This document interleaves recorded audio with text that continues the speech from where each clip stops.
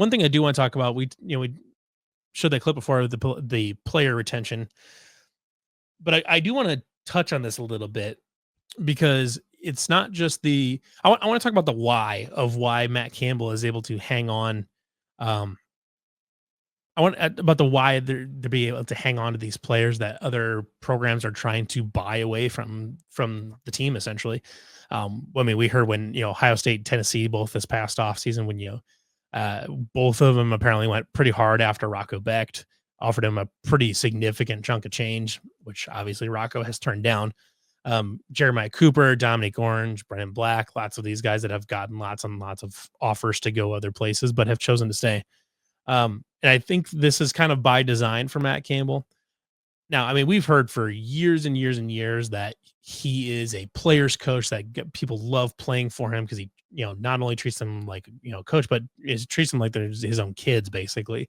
Takes care of them on and off the field, things like that, helps you become, an adult, a functioning adult in society.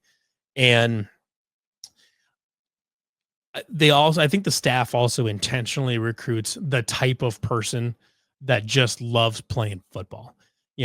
He even said it today in the press conference. He was like, "There's not a lot to do in Ames, but that's okay because that means that the people that want to come here are the people that really love football, and want to, and that is what they're here for. They're not here for the money. They're not here for publicity or whatever it is. They're here because they love the sport of football." And I think you can see that when Matt Campbell's teams play, you can just see them playing with heart. Um, and and you can see that in how they've been able to retain this roster.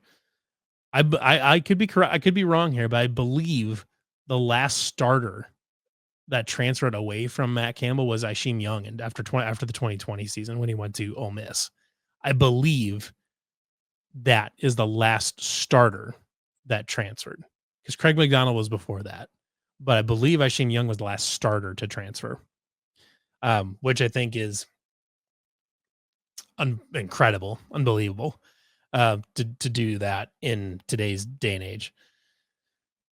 It's the type of person that if they get offered double what they are, they're staying here because they've got something to build. They want to play for Matt Campbell, and